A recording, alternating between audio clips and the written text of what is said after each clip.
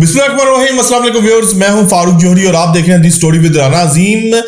गजा के अंदर इस्राएली बर्बरियत का सिलसिला जारी है। इस्राइल गजा के अंदर जो कुछ कर रहा है, अब तमाम तर सूरत हाल में इस्राइल को भी गजा के अंदर टफ टाइम मिल रहा है। गजा इस्राइल के लिए भयंकर ख्वाब साबित होता हुआ नजर आ रहा है। ना सिर्फ गजा में बल्कि और भी इलाकों में इस्राइली फौजियों के ऊपर हमले किए जा रहे हैं। ताजा तरीन हमलों में एक अहम तरीन इस्राइली फौजी अफसर समेत कई इस्राइली फौजी हलाक हो चुके हैं। कुछ इस हवाले से इस खबर के बारे में आज आपके साथ मैं डिस्कस करने जा रहा हूं। उसके साथ साथ मैं आपको बताऊंगा तैयब उर्दगान जो कि तुर्क सदर हैं, उनके और नेतन्याहू के दरमियान लफ्जी गोलाबारी का सिलसिला जारी है। ऐसा महसूस हो रहा है कि अब इस्राइल और तुर्की के दरमियान एक नया महाज खुलने जा रहा है। हालात जो हैं वो लफ्जी गोलाबारी से निकलकर जो है अब मुहाजरा या कशीदगी की तरफ जाते हुए नजर आ रहे हैं। कुछ इस खबर के ऊपर मैं आपसे बात करूंगा और मैं आपसे यह भी बात करूंगा कि आखिर सऊदी अरब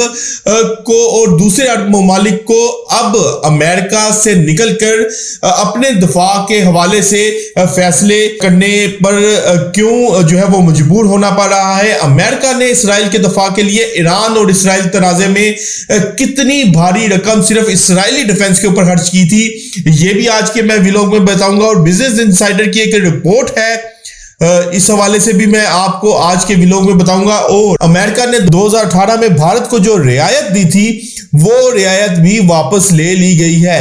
वो रियायत क्या थी, आज व्लॉग आखिर तक जरूर सुनिएगा। बहुत अहम तरीन खबरें हैं, लेकिन तमाम तर खबरों की डिटेल्स में जाने से पहले दी स्टोरी विद राना अजीम को सब्सक्राइब करना ना भूलेगा और बेल आइकन का बटन प्रेस करना ना भूलेगा। कमेंट बॉक्स में अपनी राय से जरूर आगाह कीजिएगा कि आपने हमारे व्लॉग को कैसा पाया है। तो पहले अहम तरीन खबर मैं आपको दूंगा।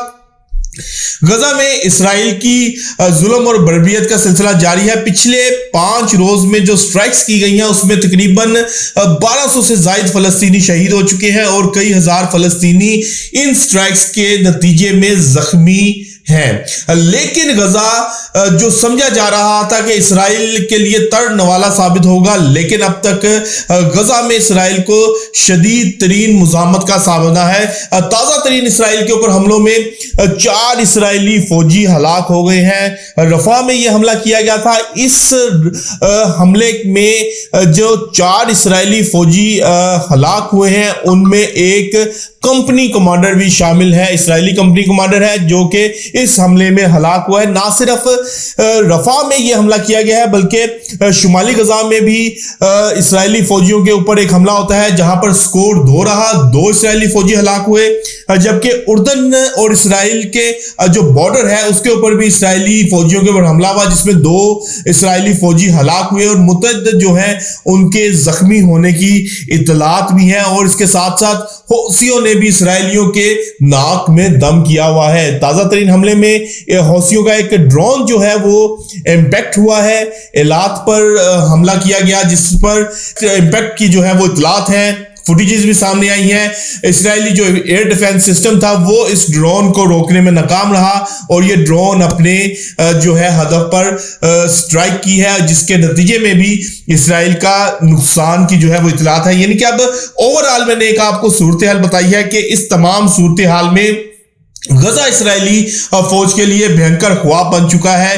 अब जो इस्राइल समझ रहा था कि सिर्फ चंद रोज की गेम है और जो ट्रंप ने भी इस बात का इजहार किया था कि 2 हफ्तों का टाइम दिया जाता है और उसका ख्याल था कि 2 हफ्तों में गजा के ऊपर मुकम्मल कब्जा कर लिया जाएगा, लेकिन ऐसा नहीं हो सका। शदीद तरीन मुज़ाहमत का सामना है। इस तमाम सूरत हाल के अंदर तुर्क सदर रजब एर्दोगान ने भी वाज़ेह किया है कि हम बैतुल मुक़द्दस का एक कंकड़ भी जो है वो इस्राइल के हवाले नहीं करेंगे और इस्राइल को जो कुछ गजा में वो कर रहा है इसकी कीमत चुकाना होगी।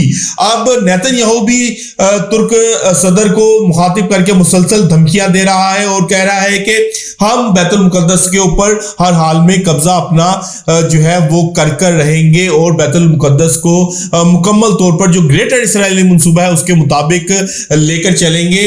अब जो तुर्क तुर्की और इसराइल के दरमियान लफ्जी गोलाबारी जारी है। अब ये लफ्जी गोलाबारी ऐसा महसूस हो रहा है कि इस तमाम सूरत से आगे निकल के मजीद कशीदगी का जो है वो सूरत इख्तियार करती हुई नजर आ रही है और आने वाले दिनों में ऐसा भी हो सकता है कि तुर्की और इसराइल के दरमियान एक नया मुहाज खुल जाए। लेकिन बहरहाल इसराइल को यह समझना होगा तुर्की ना ईरान है, ना उर्दन है, ना लिबनान है, ना ही गजा है। जिस तरह तुर्की के ऊपर अगर इसराइल की जानिब से कोई स्ट्राइक की गई तो पाकिस्तान के ऑलरेडी तुर्की के साथ डिफेंस मुआहदे हैं। पाकिस्तान भी जो है वो तुर्की की आपको मदद करता हुआ नजर आएगा।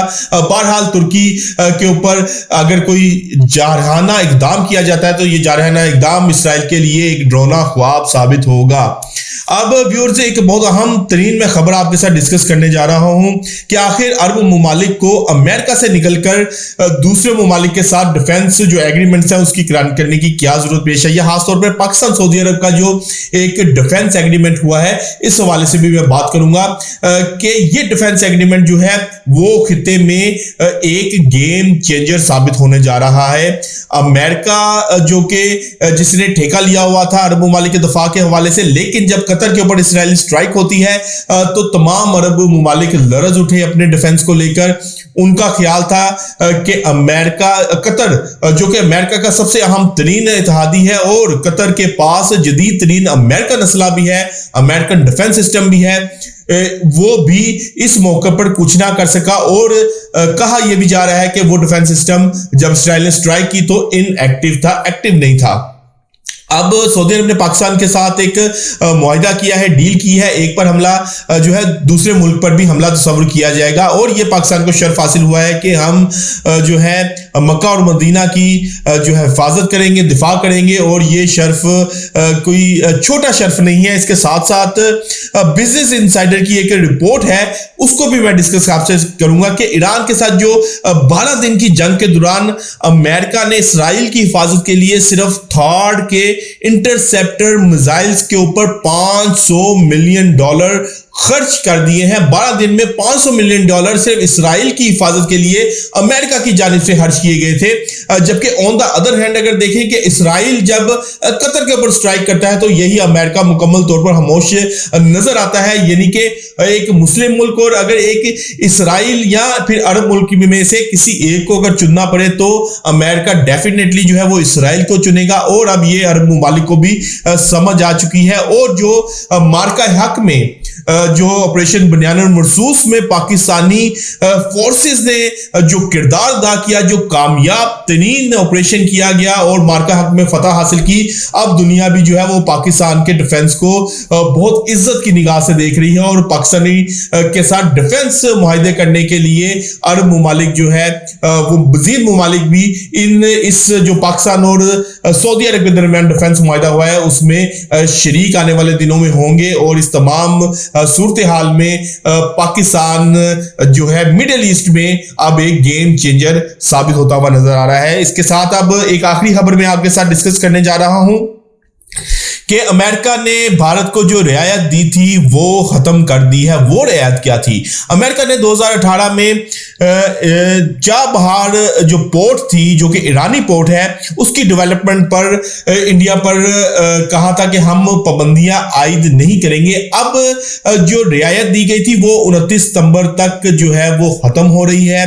29 सितंबर 2025 में ये डेडलाइन दी गई थी। अब अमेरिकन अथॉरिटीज ने वो रियायत अब रीन्यू करने से इनकार कर दिया है। यानी कि भारत को जो रियायतें दी गई थी वो रियायत अब खत्म होती हुई नजर आ रही है। अब ईरान को भी सोचना होगा कि भारत को जिस तरह से चाबहार बंदरगाह दी गई थी और चाबहार में बैठकर भारत जिस तरह से हमारे खिलाफ ऑपरेट करता रहा है और जिस तरह से कलभूषण हमने बलोचिस्तान से पकड़ा उससे भी ईरानी पासपोर्ट बरामद हुआ, तो अब ईरान को भी इस हवाले से फैसला करना होगा कि उसका दोस्त कौन है, उसका दुश्मन कौन है। क्योंकि ईरान इसराइली तनाजे में जिस तरह पाकिस्तान ईरान के साथ खड़ा हुआ और भारत का मुकम्मल झुकाव इसराइल की जानिब रहा, अब ये तमाम सूरत हाल जो है इस सूरत हाल में ईरान को भी अपने इंटरेस्ट और अपने मुफाद को देखना होगा कि कौन उसका दोस्त है, कौन उसका दुश्मन है। तो व्यूअर्स, आज हमने आपको बहुत अहम तरीन खबरों से आगाह किया। कल तक के लिए अपने मेजबान अपने भाई फारूक जोहरी को इजाजत दीजिएगा। अल्लाह हाफिज।